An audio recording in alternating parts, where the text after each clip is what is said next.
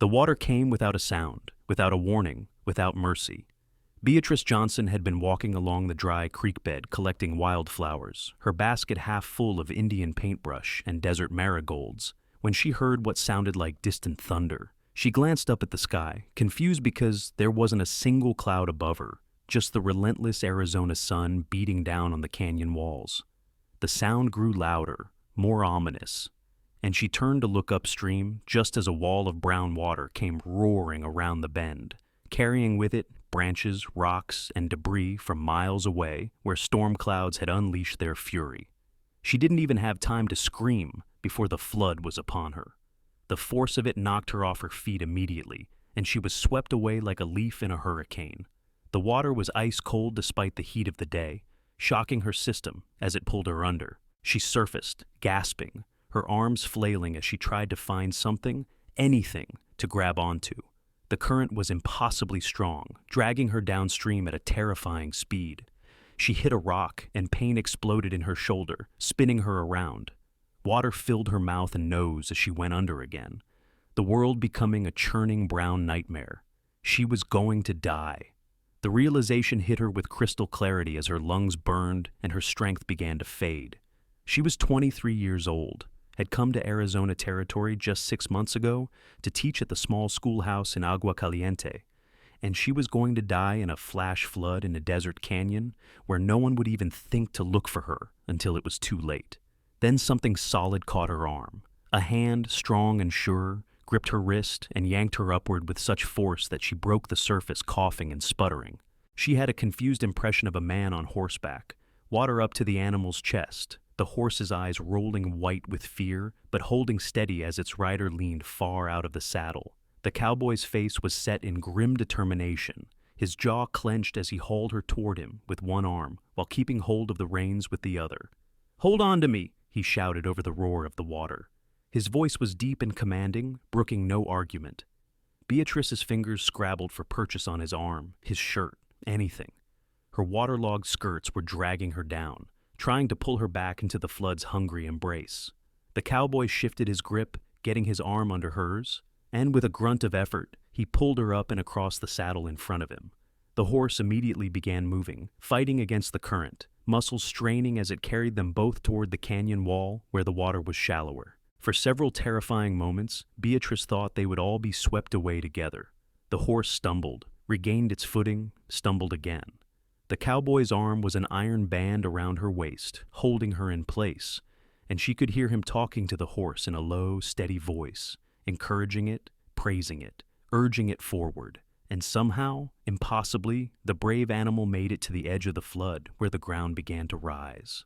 Another few steps, and they were out of the current entirely, water streaming off them all in sheets. The cowboy didn't stop there. He kept the horse moving up the rocky slope until they were a good 20 feet above the still rising water, then finally drew rein and dismounted in one smooth motion, pulling Beatrice down with him. Her legs wouldn't hold her, and she collapsed to her knees, coughing up water, her whole body shaking violently. "Easy now," the cowboy said, kneeling beside her. He kept one hand on her back, steadying her as she retched and gasped for air. "You're all right. You're safe now." When she could finally breathe again, when the worst of the coughing had subsided, she looked up at her rescuer properly for the first time. He was perhaps 26 or 27, with dark hair plastered to his head from the water, and eyes the color of weathered bronze. His face was tanned and wind-burned, handsome in a rugged way, with strong features and a few days' worth of stubble on his jaw. Water dripped from his hat brim, from his clothes, forming puddles on the rocky ground beneath them. "Thank you," Beatrice managed, her voice hoarse and raw. "You saved my life." "Anyone would have done the same," he said, though they both knew that wasn't true. He had risked his own life, and that of his horse, to pull her from the flood. Many men would have watched from safety, shaking their heads at the tragedy, but unwilling to chance the deadly current. "I'm Beatrice Johnson," she said, wrapping her arms around herself. Now that the immediate danger had passed, she was becoming aware of how cold she was, how much she was shaking. "I teach at the schoolhouse in Agua Caliente." "Preston Garrett," he replied. "I've got a ranch about 5 miles west of town." He shrugged out of his soaking wet jacket and draped it around her shoulders anyway. It didn't provide much warmth, given that it was as wet as her own clothes, but the gesture touched her. "We need to get you home and into dry clothes before you catch your death." "My basket," Beatrice said stupidly, looking back at the raging water. "I was collecting flowers." "The basket's long gone," Preston said gently. "But you're alive, and that's what matters." He stood and offered her his hand. "Can you stand?" She took his hand and let him pull her to her feet. Her legs were wobbly, but they held. Everything hurt, especially her shoulder where she had hit the rock, but she was alive. She was alive because this stranger had been in the right place at the right time and had been brave enough to act. "Where were you?" she asked as he helped her toward his horse. "I mean, how did you happen to be there?" "I was checking my fence line on the eastern edge of my property when I heard the flood coming," Preston explained. "I got to high ground and saw you get swept away. Didn't really think about it, just went in after you." He gathered the reins of his horse, a sturdy bay gelding with a white star on its forehead, and patted the animal's neck. "Good boy, Copper. You did real good." The horse snorted and shook its head, sending water flying. It looked tired but steady, and Beatrice reached out to touch its neck as well. "Thank you, too," she whispered to the animal. Preston helped her mount, then swung up behind her. His arm came around her waist again to hold her steady, and she found herself leaning back against his solid chest as exhaustion swept over her. The adrenaline was fading, leaving her weak and shaky. "Just rest," Preston said, his voice close to her ear. "I'll get you home safe." The ride back to Agua Caliente was a blur. Beatrice drifted in and out of awareness, vaguely conscious of the horse's steady movement beneath her, of Preston's arm keeping her secure, of the sound of his voice when he spoke to her occasionally, keeping her alert. By the time they reached the small house behind the schoolhouse where she lived, she was so cold and tired she could barely think. Preston dismounted and lifted her down, then half carried her to the door. "Where's your key?" he asked. "Under the mat," she mumbled. He found it, unlocked the door, and carried her inside. The little house was tidy and simply furnished, with a small sitting room, a bedroom, and a kitchen area. Preston set her down in a chair by the cold fireplace. "You need to get out of those wet clothes right away," he said. "Do you have someone who can help you? A friend or neighbor?" Beatrice's teeth were chattering so hard she could barely speak. "Mrs. Henderson next door," she managed. "I'll fetch her," Preston said. He hesitated, looking down at her with concern clear in his eyes. "Will you be all right for a minute?" She nodded, though she wasn't entirely sure that was true. Preston was back quickly with Mrs. Henderson, a plump, motherly woman in her 50s who took one look at Beatrice and immediately sprang into action. "Good Lord, child, you're soaked to the bone. Mr. Garrett, if you'll excuse us, I need to get her into dry clothes." "Of course," Preston said. He backed toward the door, his eyes still on Beatrice. "I'll come by tomorrow to check on you, if that's all right." "Please," Beatrice said. "I need to thank you properly." "No need for that," Preston said. "I'm just glad I was there." He touched the brim of his wet hat in a respectful gesture, then left, closing the door behind him. Mrs. Henderson didn't waste any time. She bustled Beatrice into the bedroom, helped her peel off the sodden, muddy clothes, and wrapped her in a thick nightgown and several blankets. Then she got a fire going in the fireplace and made hot tea with honey. While Beatrice sipped the tea, beginning to feel almost human again, Mrs. Henderson peppered her with questions about what had happened. "A flash flood," Mrs. Henderson said, shaking her head when Beatrice had explained everything. "I've lived in Arizona for 30 years, and I've seen them take more lives than I can count. You're a very lucky young woman, Miss Johnson, and that Preston Garrett is a hero. Make no mistake about it. Not many men would have risked themselves like that." "What do you know about him?" Beatrice asked. She couldn't get the image of his face out of her mind, the determination in his eyes as he pulled her from the water, the gentleness in his voice when he spoke to her afterward. "He's a good man," Mrs. Henderson said firmly. "Came here about 4 years ago and bought the old Crawford place. It had been abandoned for years, all run down, but he's built it up into a fine ranch. Works hard, keeps to himself mostly, but he's always been kind and polite when I've seen him in town. Never married, though I know several young ladies who would be happy to catch his eye." She gave Beatrice a meaningful look. Beatrice felt her cheeks warm, though whether from the fire or from embarrassment she couldn't say. "I just want to thank him properly, that's all." "Of course, dear," Mrs. Henderson said, her tone suggesting she didn't believe that for a minute. Now, you need to rest. I'll stay until you fall asleep. Make sure that fire keeps burning. Despite her protests that she was fine, Beatrice found herself being shepherded to bed. And once she was lying down, wrapped in warm blankets, she discovered that she was utterly exhausted. Her eyes closed almost immediately, and she fell into a deep, dreamless sleep. When she woke, it was morning. Sunlight streamed through her bedroom window, and she could hear birds singing outside. For a moment, she thought the whole thing had been a nightmare, but then she tried to move, and pain shot through her shoulder, and every muscle in her body protested.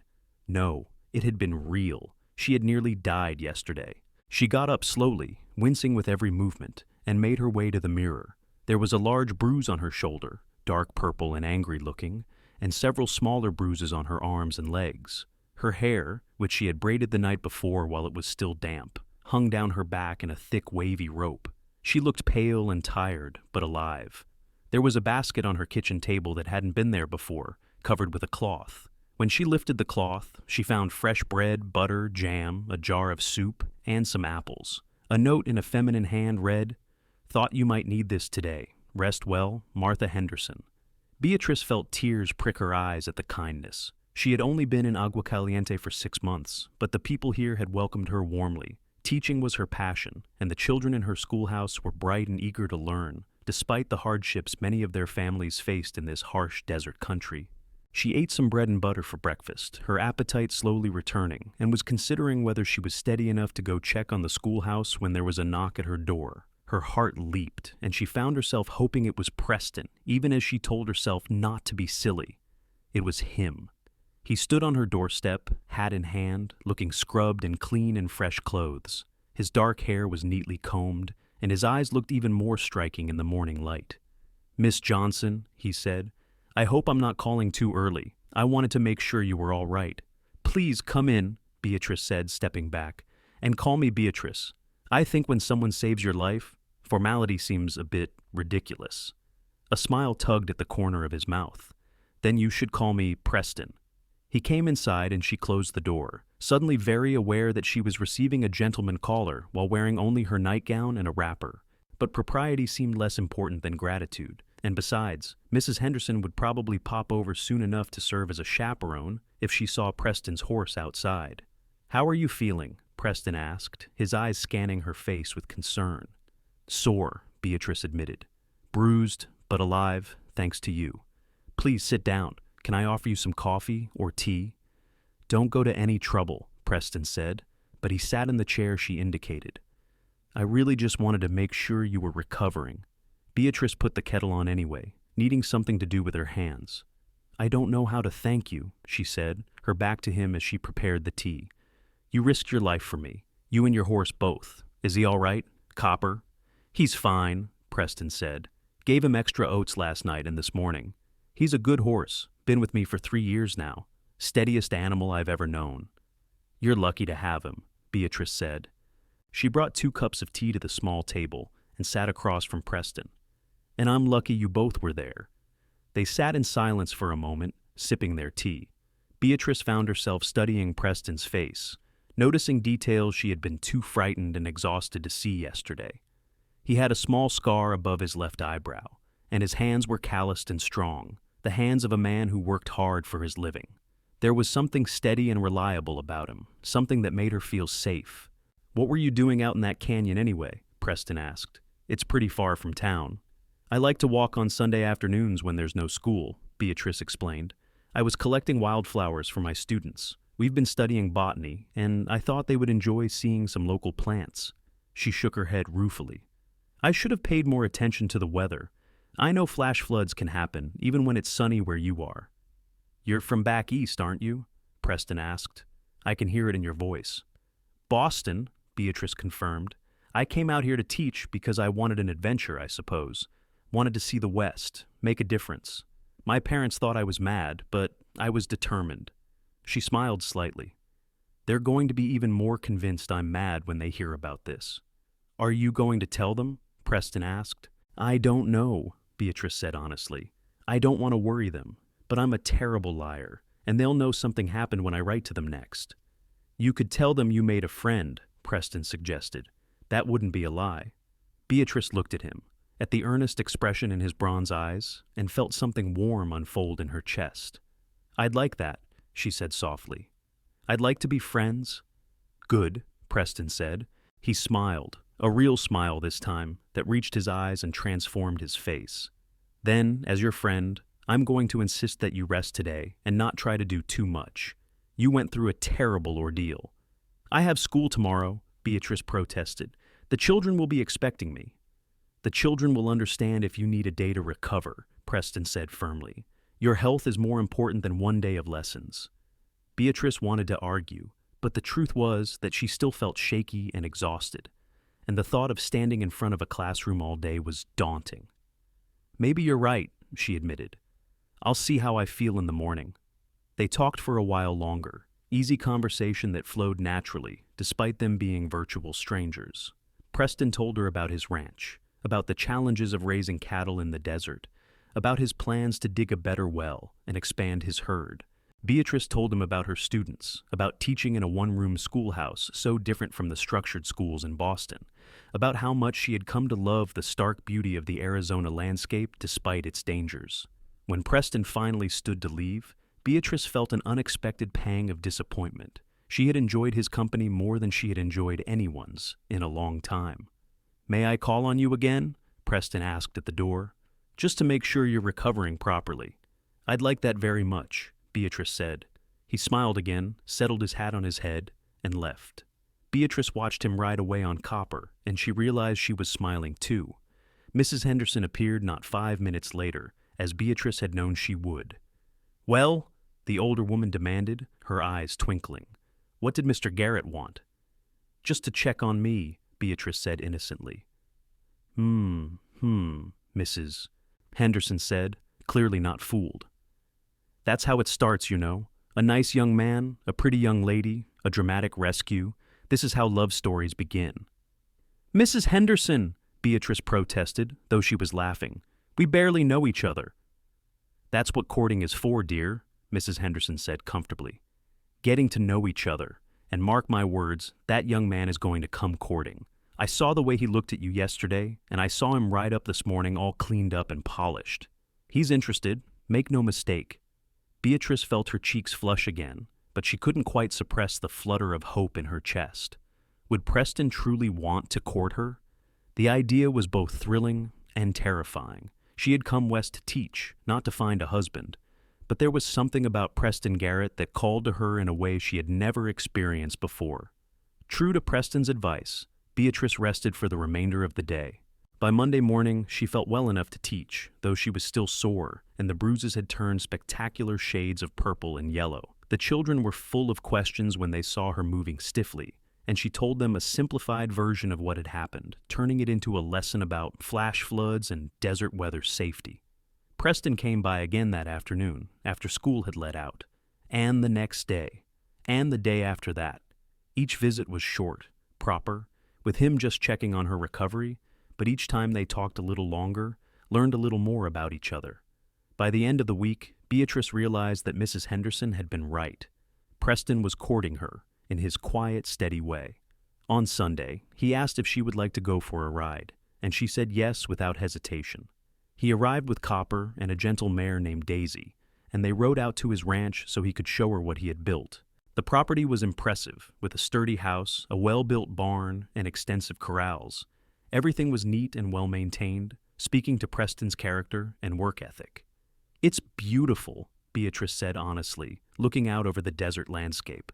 From here, she could see for miles, nothing but sagebrush and mesquite and distant mountains purple against the horizon. You've done so much with this place. It's been hard work, Preston admitted, but it's mine, you know. I built this with my own 2 hands. Nobody can take it away from me. There was something in his voice that made Beatrice look at him sharply. Where did you come from before Arizona? She asked. Preston was quiet for a moment, his gaze on the horizon. Texas, he said finally. My family had a small farm there. My father died when I was 16, and I worked that farm for 6 years trying to keep it going for my mother and sisters. But there was a drought, and we lost everything. Had to sell the land for pennies to pay our debts. My mother went to live with her sister in San Antonio, and my sisters both got married. I came out here to start over, to build something that could never be taken away. He looked at her, and she saw old pain in his eyes, but determination too. That's why this ranch matters so much to me. It's proof that I can succeed, that I can build something lasting. Beatrice reached out and touched his arm. You have succeeded, she said quietly. This place is proof of that. You should be proud of what you've accomplished. Preston covered her hand with his, and for a moment they just stood there, connected by that simple touch, looking out over his land. I am proud, he said, but I'll be honest, Beatrice. Lately I've been thinking that a ranch isn't enough, that a house isn't a home without someone to share it with.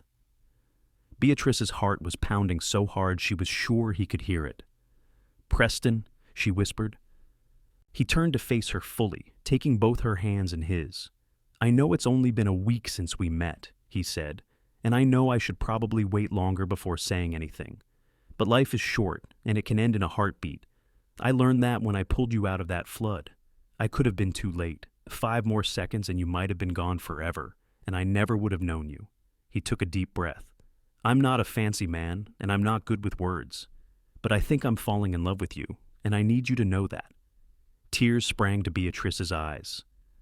I think I'm falling in love with you too, she said, her voice shaking. It's crazy, isn't it? We barely know each other. We'll learn, Preston said. He lifted one hand to cup her cheek, his thumb brushing away a tear that had escaped. We have time now. But I wanted you to know how I feel, what my intentions are. I want to court you properly, Beatrice Johnson. I want to take you to church socials and town dances. I want to bring you flowers and take you on picnics. And someday, if you'll have me, I want to marry you and bring you home to this ranch and spend the rest of my life making you happy. Yes, Beatrice said, laughing and crying at the same time. Yes to all of it. Preston smiled, that wonderful smile that transformed his face, and then he was kissing her. His lips were warm and gentle, the kiss sweet and full of promise. Beatrice's hands came up to rest on his chest, feeling his heart beating as hard as her own, and she kissed him back with all the emotion swelling in her chest. When they finally pulled apart, both breathing hard, Preston rested his forehead against hers. I never believed in fate before, he said softly. But I think we were meant to find each other. I think that flood happened so our paths would cross. Then I'm glad for the flood, Beatrice said, even though it terrified me, because it brought me to you. They rode back to town as the sun was setting, painting the sky in shades of orange and pink and purple. Preston kept the horses to a slow walk, neither of them in any hurry to end the day. When they reached Beatrice's house, he helped her dismount and walked her to her door. May I call on you tomorrow? He asked, as he had asked every day that week.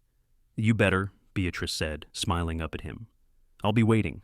He kissed her again, brief and sweet, then mounted Copper and rode away into the gathering dusk.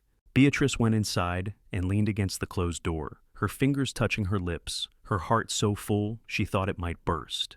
Mrs. Henderson found her like that a few minutes later, having come over to bring some stew for Beatrice's dinner. The older woman took one look at her face and smiled knowingly. He told you how he feels, didn't he? Yes, Beatrice said, unable to stop smiling. And I told him too. Oh, Mrs. Henderson, is it mad to fall in love so quickly? Not when it's the right person, Mrs. Henderson said firmly. When you know, you know. My Harold proposed to me 2 weeks after we met, and we had 43 happy years together before he passed. Don't let anyone tell you there's a right or wrong timeline for love, dear. The heart knows what it wants. Over the following months, Preston courted Beatrice with a steady devotion that made her fall more in love with him every day. He came to town whenever his ranch duties allowed, and she rode out to his place on weekends. He brought her wildflowers to replace the ones she had lost in the flood, and he showed her the beauty of the desert in all its moods and seasons. She cooked meals for him in her little kitchen, and he told her stories about his travels, his dreams, his hopes for the future. The people of Agua Caliente watched the romance bloom with approval and interest.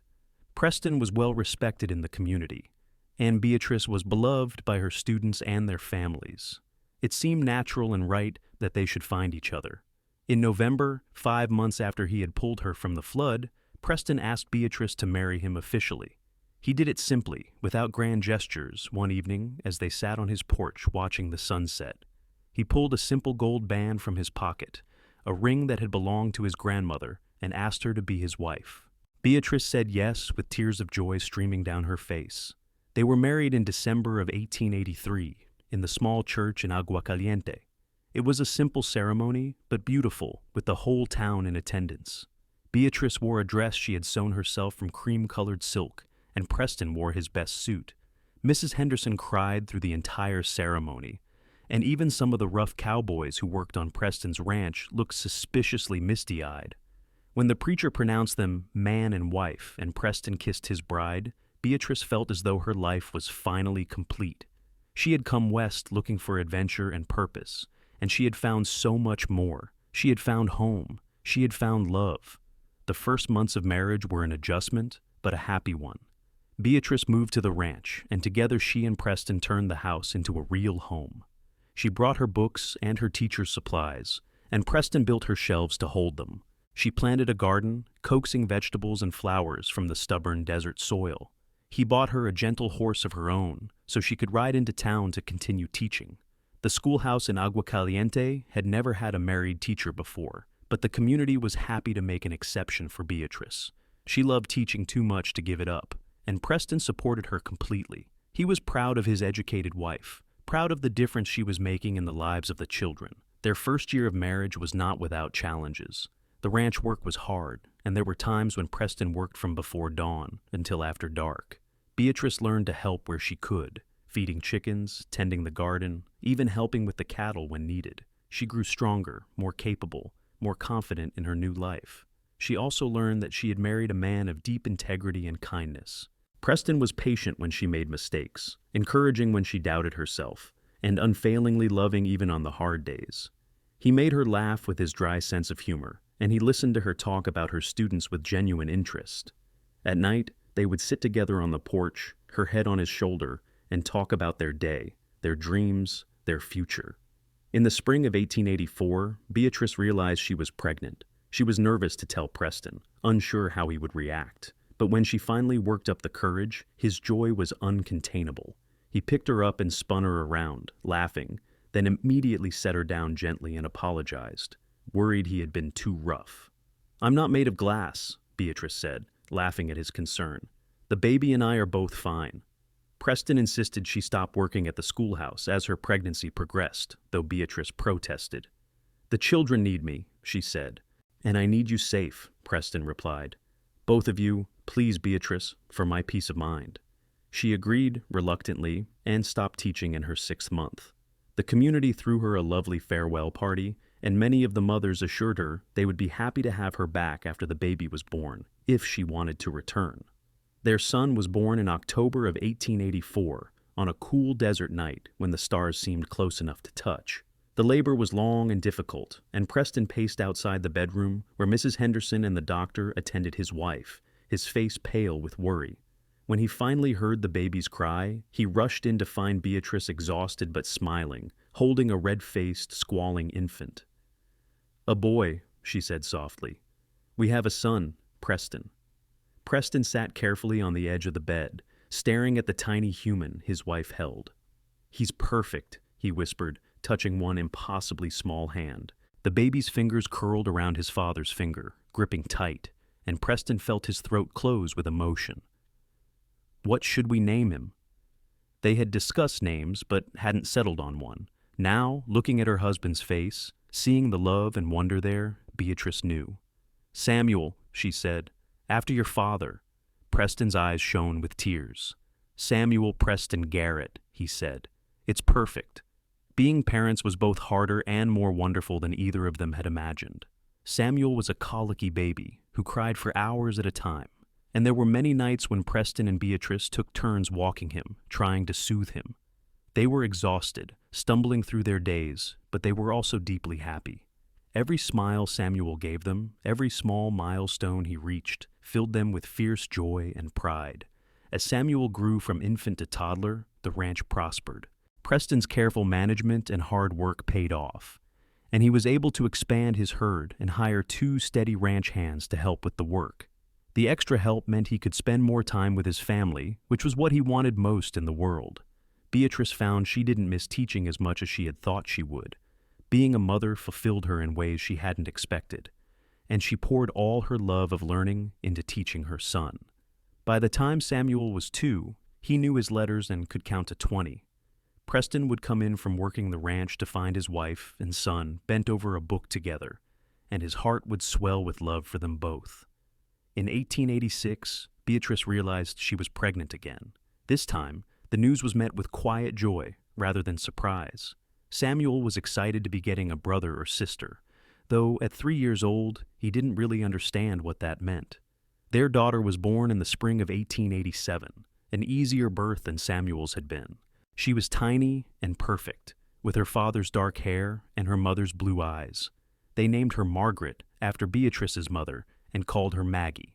With 2 children, the house that had once seemed spacious now felt small. Preston spent the winter of 1887 building an addition, 2 more bedrooms, and a larger sitting room. Beatrice watched the house grow, and with it, her sense of contentment. This was her life now, this ranch in the Arizona desert, this good man, these beautiful children. It was so far from the world she had grown up in, but she wouldn't trade it for anything. The years passed in a blur of work and love and laughter. Samuel grew into a serious, thoughtful boy who loved helping his father with the ranch. Maggie was bright and spirited, always asking questions, always into everything. Preston and Beatrice grew older together, their love deepening with every shared challenge, every moment of joy, every quiet evening on the porch after the children were asleep. In 1890, when Samuel was 6 and Maggie was 3, Beatrice returned to teaching part-time at the schoolhouse. Mrs. Henderson, now in her 60s but still spry, was happy to watch the children a few days a week. Beatrice had missed teaching more than she realized, and she found great satisfaction in returning to work she loved. Preston supported her decision completely, as he had always supported her. "You're not just a wife and mother," he told her. "You're Beatrice. You're a teacher, an educator. The children in this town are lucky to have you." Life was not always easy. There were droughts that stressed the ranch, illnesses that frightened them, disagreements that tested their patience with each other. But through it all, Preston and Beatrice held fast to the love that had brought them together. They remembered that day by the flood, when life had hung by a thread, when a moment of courage had changed everything. In 1893, 10 years after they had met, Preston woke Beatrice early on a Sunday morning. "Come with me," he said mysteriously. "I have something to show you." Curious, Beatrice dressed and followed him outside. He had Copper and Daisy saddled and waiting, and he helped her mount before swinging up onto his own horse. They rode east as the sun rose, painting the desert in shades of gold and rose. Beatrice realized where they were going before they got there. The canyon where she had nearly died, where Preston had saved her. She hadn't been back since that day, had avoided it instinctively. They rode to the edge of the creek bed, dry now, as it was dry most of the year. Preston dismounted and helped her down, then led her to a spot on the bank. There, he had placed a simple wooden bench, weathered and sturdy. "I made this," he said. "I thought maybe we could come here sometimes, remember how we started. Because I never want to forget how lucky I am. 5 seconds later, 5 feet further downstream, and I might have missed you. You might have been swept away, and I never would have known what I had lost." He took her hands. "I love you, Beatrice. I have loved you from the moment I pulled you from that water, and I will love you until the day I die." Beatrice was crying, tears streaming down her face. "I love you too," she whispered. "So much. You saved my life that day, but you've given me so much more than that. You've given me a home, a family, a life more wonderful than I ever imagined." They sat together on the bench he had built, looking out over the canyon. Birds sang in the mesquite trees, and a hawk circled lazily overhead. The desert stretched out around them, harsh and beautiful, full of danger and wonder. "Do you ever regret it?" Preston asked quietly.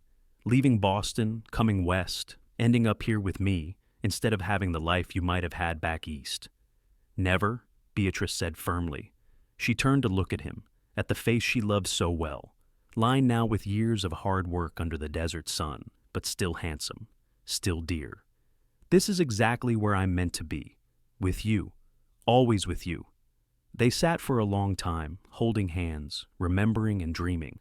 Eventually, they rode back to the ranch, back to their children and their life. But they returned to that bench often over the years, on anniversaries and ordinary Sundays, always remembering the day their lives had intersected in fear and courage and unexpected grace. The years continued to pass. Samuel grew tall and strong, taking on more and more responsibility at the ranch. Maggie was bright and determined, and when she announced at 14 that she wanted to be a teacher like her mother, Beatrice's heart swelled with pride. She helped her daughter study, sharing her love of education, watching her grow into a capable young woman. In 1898, 15 years after their wedding, Preston and Beatrice celebrated their anniversary with a trip to Tucson, their first time away from the ranch together since their honeymoon. Samuel, now 14, was responsible enough to manage things at home with the help of the ranch hands, and 15-year-old Mrs. Henderson came to stay with him, and 11-year-old Maggie. In the city, Preston bought Beatrice a new dress and took her to a nice restaurant. They talked and laughed like young lovers, remembering their courtship, their early days of marriage, all the moments that had brought them to this place. "I would do it all again," Preston said, reaching across the table to take her hand. "Every hard day, every challenge, all of it, because it led to this, to us." "So would I," Beatrice said, without hesitation. That night, in their hotel room, they made love with the tenderness and passion of long familiarity, and Beatrice fell asleep in her husband's arms, feeling entirely content.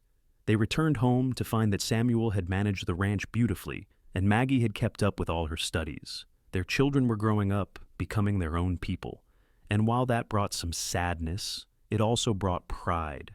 In 1900, as the new century dawned, Samuel turned 16 and started courting a nice girl from town, the daughter of the general store owner. Preston and Beatrice watched with amusement and nostalgia, remembering their own courtship. Young love was both universal and unique, and seeing their son experience it made them hold each other a little closer at night. Maggie, at 13, was focused entirely on her education. She had her mother's love of learning and her father's determination, and Beatrice had no doubt she would make an excellent teacher when the time came. Life on the ranch fell into a comfortable rhythm. Preston's hair was turning gray at the temples now, and Beatrice had a few silver threads in her own dark hair. They were in their 40s, settled and content, watching their children grow and their ranch prosper. In 1902, Samuel married his sweetheart in a ceremony much like his parents had been. It was bittersweet to watch him start his own life, but Preston and Beatrice were happy for him. They gave the young couple a section of land on the far edge of the ranch property, and Samuel began building his own house with his father's help. Maggie graduated from the Agua Caliente School in 1903 and announced her intention to go to the Territorial Normal School in Flagstaff to become a certified teacher. Beatrice was thrilled, though the thought of her daughter so far away worried her. Preston, as always, supported their children's dreams. "She's like you," he told Beatrice. "Brave and determined. She'll do fine." With both children launched into their own lives, Preston and Beatrice found themselves alone together for the first time in nearly 20 years. The house seemed too quiet, too empty. They rattled around in it for a few days, adjusting to the change, and then Preston came home one day with a puppy, a scruffy little mutt he had found abandoned on the road to town. "Thought we could use some company," he said sheepishly, holding the wiggling bundle of fur. Beatrice laughed and took the puppy, who immediately licked her face. They named him Scout, and he became their constant companion, filling the house with energy and mischief. In 1904, Samuel and his wife had their first child, a son. Preston and Beatrice became grandparents, a role they embraced with joy. Holding his grandson for the first time, Preston felt a sense of continuity, of legacy. This ranch he had built would go on, would be passed down through generations. The life he and Beatrice had created would outlast them. Maggie came home for the summer that year, full of stories about her studies, excited about her future. She had blossomed into a confident young woman, and Beatrice saw so much of herself in her daughter. When Maggie returned to Flagstaff in the fall, Beatrice cried a little, but they were happy tears. Her children were thriving, following their dreams, and that was all a mother could ask for. The years from 1905 to 1910 were peaceful and productive. The ranch continued to prosper. Samuel took on more of the day-to-day operations, as Preston began to slow down slightly. And Maggie graduated and took a teaching position in Prescott. She brought home a young man in 1909, a fellow teacher, and they were married in 1910 in the same church where Preston and Beatrice had wed nearly 30 years before. Preston and Beatrice, now in their early 50s, settled into the comfortable rhythm of the grandparenthood. Samuel and his wife had 3 children by 1910, and Beatrice loved having her grandchildren visit, teaching them the same things she had taught their father, watching them grow. On a warm evening in June of 1911, Preston found Beatrice in the garden, tending to her roses. He came up behind her and wrapped his arms around her waist, resting his chin on her shoulder. "What are you thinking about?" he asked. "Everything," Beatrice said, leaning back against him. "The day you pulled me from that flood, our wedding, the children growing up, all of it. It's gone by so fast, Preston. 28 years since we met, and it feels like both yesterday and a lifetime ago." "I know," Preston said softly, "but I don't regret a single day, even the hard ones, especially the hard ones, because we faced them together." Beatrice turned in his arms to face him. His face was deeply lined now, his hair more silver than dark, but his eyes were the same bronze that had captured her heart all those years ago. She reached up to touch his cheek. "I love you," she said, "just as much now as I did that day you told me on the ranch. More even. Is that possible? To love someone more after nearly 3 decades than you did at the start?" "It must be," Preston said, "because I feel the same way." He kissed her, sweet and gentle, and she kissed him back, holding tight to this man who had saved her life and then filled it with love. They walked back to the house together as the sun set, hand in hand, Scout trotting at their heels. Inside, the house was quiet but full of memories. Photographs on the walls showed their life together, their children at various ages, their grandchildren. Every room held stories, moments, the accumulation of a life well lived. That night, lying in bed with Preston's arms around her, Beatrice thought about the girl she had been when she came west. Young, idealistic, looking for adventure. She had found so much more than she had ever dreamed. She had found purpose and love and a home in the most unexpected place. "Thank you," she whispered into the darkness. "For what?" Preston asked, his voice drowsy. "For pulling me from that water, for loving me, for giving me this life." Preston tightened his arms around her. "Thank you for being there to be pulled out, for loving me back, for making a house into a home." They fell asleep like that, wrapped around each other, as they had done almost every night for nearly 30 years. The years continued to pass, each one precious. Preston and Beatrice grew older together, their bodies slowing, but their love as strong as ever. They watched their grandchildren grow, celebrated as Maggie had children of her own, and saw the ranch continue to thrive under Samuel's management. In 1915, they celebrated their 32nd wedding anniversary with a party at the ranch. All their children and grandchildren were there, along with friends from town. Mrs. Henderson, now in her 80s and frail but still sharp as a tack, attended and regaled the younger generation with stories of how Preston and Beatrice had met. "The most romantic thing I ever saw," she declared. "Him pulling her from that flood, risking his own life. I knew right then they were meant to be together." Preston and Beatrice stood together, surrounded by family, and felt overwhelmingly blessed. This was what mattered, they realized. Not the size of the ranch or the money in the bank, but this: family, love, legacy. As the party wound down and the grandchildren were put to bed in various rooms throughout the house, Preston led Beatrice out to the porch. The desert night was cool and clear, stars scattered across the sky in brilliant profusion. "Look at all we've built," Preston said, gesturing to encompass the ranch, the family inside, the life they had created. "And to think it almost didn't happen. If I had been 5 minutes later that day, if I hadn't heard the flood coming, if I hadn't decided to ride toward it instead of away from it." "But you did," Beatrice said firmly.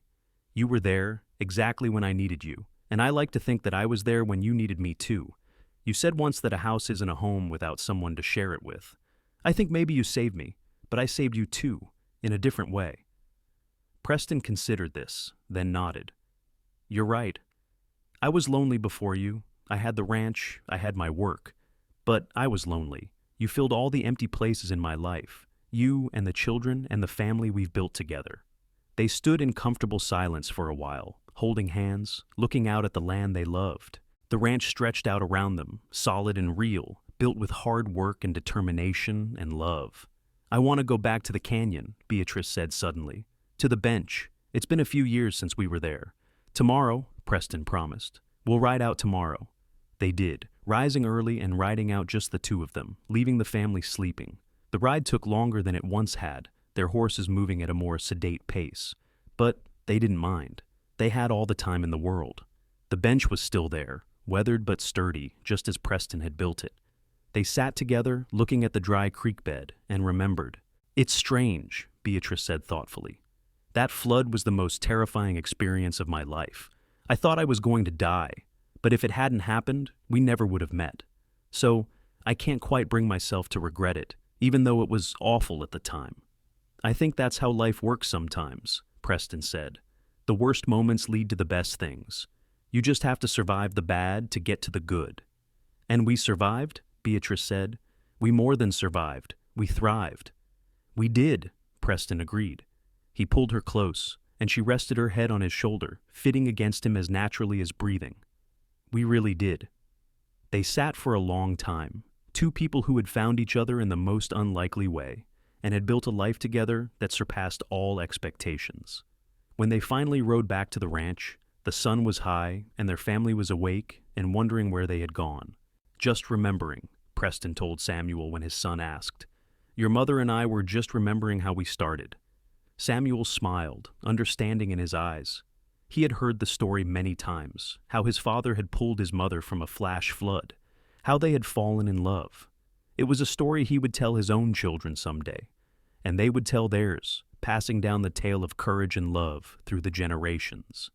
The years from 1915 to 1920 were gentle ones. Preston and Beatrice were in their 60s now, officially retired from ranch work, though Preston still liked to ride out and check on things. Samuel ran the ranch with the same dedication his father had shown, and the operation continued to prosper. Beatrice had stopped teaching years ago, but she still tutored children in town occasionally and served on the school board. Education remained her passion, and she was determined that every child in Agua Caliente should have the opportunity to learn. Their grandchildren were growing up, the oldest almost ready to start families of their own. Maggie's children were thriving in Prescott, and she and her husband came to visit often. The family gatherings were large and noisy and wonderful, filling the ranch house with life and laughter. In 1922, Preston and Beatrice celebrated their 40th wedding anniversary. It was a quieter celebration than their 32nd just immediate family, but it was no less special. 40 years of marriage, of partnership, of love. It was an achievement worth honoring. That night, Preston gave Beatrice a gift. It was a journal, leather-bound and beautiful, filled with blank pages. "I thought you might want to write down our story," he said, "for the grandchildren, for the great-grandchildren who will come, so they know how we started, what we built, how much we loved each other." Beatrice was touched beyond words. She kissed him, tears in her eyes, and promised she would do exactly that. Over the next few years, Beatrice filled that journal with their story. She wrote about the flash flood and Preston pulling her from the water. She wrote about their courtship, their wedding, the birth of their children. She wrote about the challenges they had faced, the droughts and illnesses and hard times, and how they had overcome them together. She wrote about the good times, the laughter and joy, and small everyday moments that had made up their life.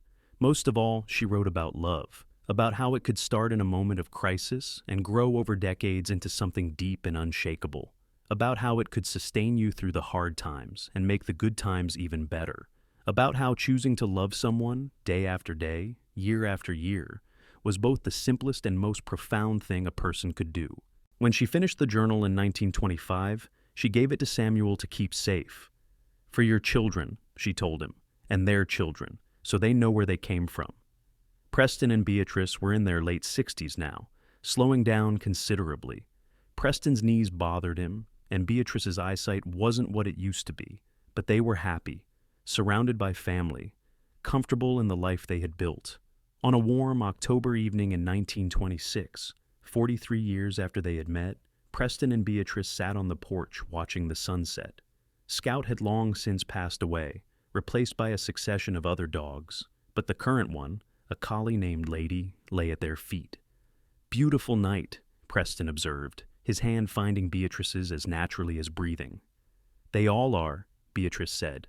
Every night I get to spend with you is beautiful. Preston smiled. They sat in comfortable silence, watching as the sky turned from gold to orange to deep purple. Stars began to appear, one by one, until the sky was full of them. "Do you think we'll have more years?" Beatrice asked quietly. It was a question they didn't usually voice, but she felt compelled to ask it now. "I hope so," Preston said. "I plan to love you for at least another 40 years. "I'll hold you to that," Beatrice said, squeezing his hand. They did have more years, precious ones. They saw their first great-grandchild born in 1927, a moment of pure joy. They celebrated their 45th wedding anniversary, then their 50th. The golden anniversary was a grand affair, with family coming from all over Arizona to celebrate. Preston and Beatrice, now in their 70s, stood together and renewed their vows in the same church where they had married 50 years before. Their voices were shakier now, their hands trembled slightly as they held each other. But the love in their eyes was as strong as it had been on their wedding day.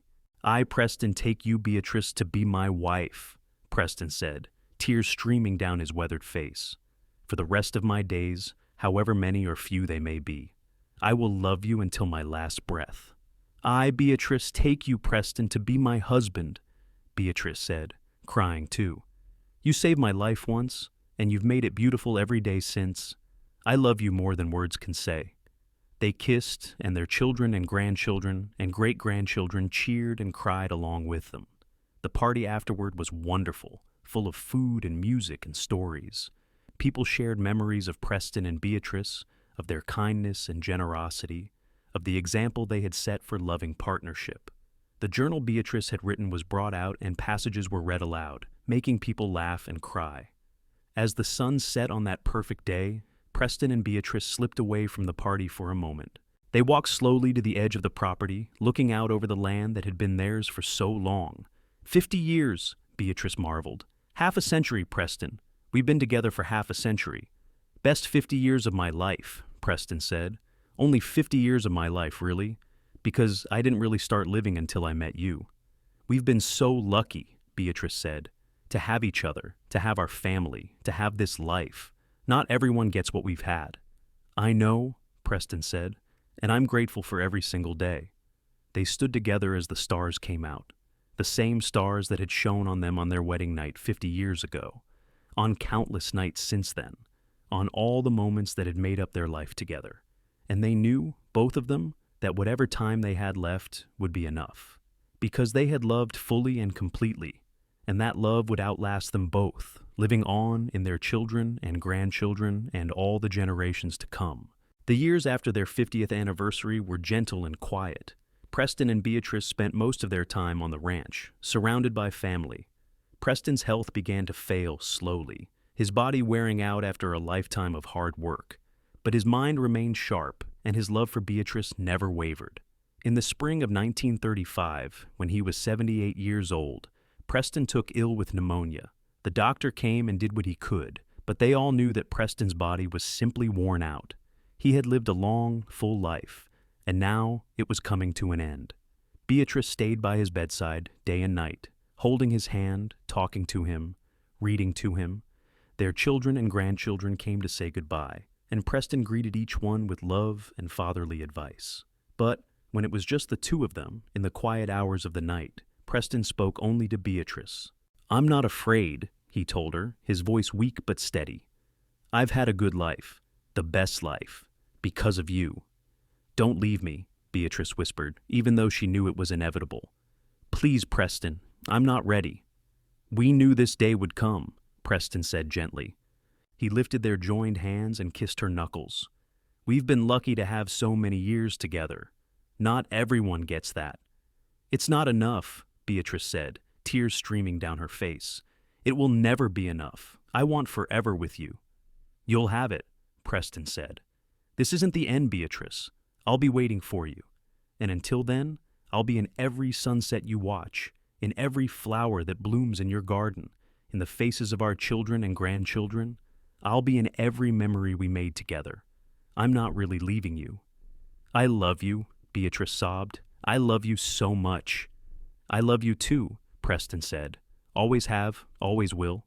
From the moment I pulled you from that flood until this moment and beyond. You are the great love of my life, Beatrice Johnson Garrett. Thank you for saying yes to me all those years ago. Thank you for making my life complete. He died peacefully just before dawn, with Beatrice holding his hand and whispering that she loved him. He simply closed his eyes and stopped breathing, and the love of her life was gone. The grief was overwhelming. Beatrice felt as though part of her had been ripped away, leaving a wound that would never fully heal. But she was surrounded by family, by children and grandchildren who loved her and supported her, and slowly, painfully, she learned to live with the loss. She continued to live on the ranch, in the house Preston had built and expanded, surrounded by memories of their life together.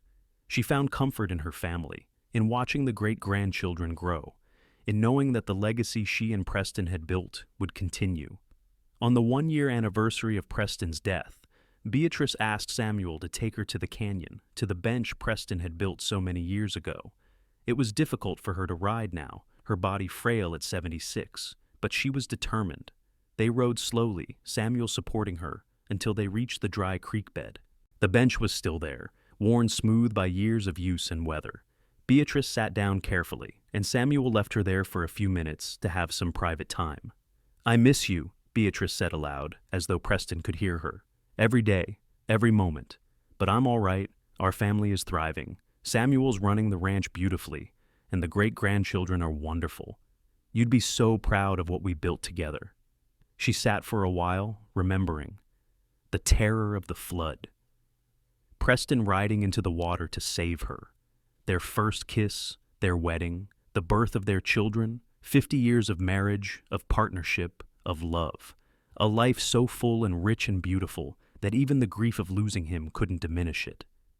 "I'll see you again," she whispered, "when it's my time, and we'll have forever then, just like you promised." She lived for 5 more years, watching her family grow, sharing stories of Preston with anyone who would listen, keeping his memory alive. She was beloved by everyone who knew her, this strong, kind woman who had come west as a young teacher and had built a life and legacy that would endure for generations. In the spring of 1940, at the age of 81, Beatrice passed away peacefully in her sleep. The family gathered for her funeral, which was held in the same church where she and Preston had married 57 years before. The church was packed with people whose lives they had touched, whose hearts they had warmed with their kindness and love. Beatrice was buried next to Preston, on a hill overlooking the ranch, their graves marked with simple headstones that bore their names and the dates of their lives. But their true monument was the family they had raised, the ranch they had built, the love they had shared. Samuel kept his mother's journal safe, and he would read from it to his grandchildren, telling them the story of how their great-grandparents had met. The tale of the flash flood and the brave cowboy who had pulled a young teacher from the rushing water never got old. It was told and retold through the generations, a reminder of how life could change in an instant, how courage and love could bloom in the most unexpected circumstances. The ranch stayed in the family, passed down through the generations just as Preston had hoped. And sometimes, on quiet evenings, family members would ride out to that dry creek bed where a weathered bench still stood. They would sit there and think about Preston and Beatrice, about the love story that had started with a flash flood and a moment of heroism and had grown into something that transcended death itself. Because that kind of love never really ends. It lives on in the children and grandchildren and great-grandchildren. It lives on in the stories told and retold. It lives on in the memories of long evenings on the porch, of hands held through good times and bad, of 2 people who had chosen each other and had built a life of meaning and purpose and deep, abiding love. Preston and Beatrice's story became legend in Agua Caliente and the surrounding area. The schoolhouse where Beatrice had taught was eventually named in her honor, and a scholarship fund was established for students who wanted to pursue teaching, funded by the Garrett family. The ranch continued to prosper for decades, a testament to Preston's hard work and vision. And on a warm October evening, many years after both Preston and Beatrice had passed, their great-great-grandson stood on that same hill where they were buried and looked out over the ranch. He had just gotten engaged to a wonderful woman, and he had brought her there to tell her the story of how his great-great-grandparents had met. She was caught in a flash flood with no warning, he said, and my great-great-grandfather pulled her from the rushing water. They fell in love and built all of this together, and their love was so strong that we're still talking about it, still inspired by it, generations later. His fiancée looked at the graves, at the simple stones marking where two extraordinary, ordinary people rested, and she felt tears spring to her eyes. "That's the kind of love I want," she whispered, "the kind that lasts forever." "That's the kind of love we'll have," her fiancé promised, taking her hand. "Because they showed us it's possible. They showed us that love, real love, endures through everything." And as the sun set over the Arizona desert, painting the sky in shades of gold and rose, the wind whispered through the mesquite trees, carrying with it the echo of a love story that had begun in terror and courage and had blossomed into something eternal. Preston and Beatrice were gone, but their love remained, in the land they had nurtured, in the family they had created, in the memories and stories that would be passed down for generations to come. They had lived fully, loved completely, and left a legacy that would never be forgotten. And somewhere, in whatever place souls go when they leave this world, Preston and Beatrice were together again, walking hand in hand through fields that never dried, beside rivers that never flooded, under stars that never dimmed. Together for the forever they had always promised each other, their love story complete and eternal and perfect at last.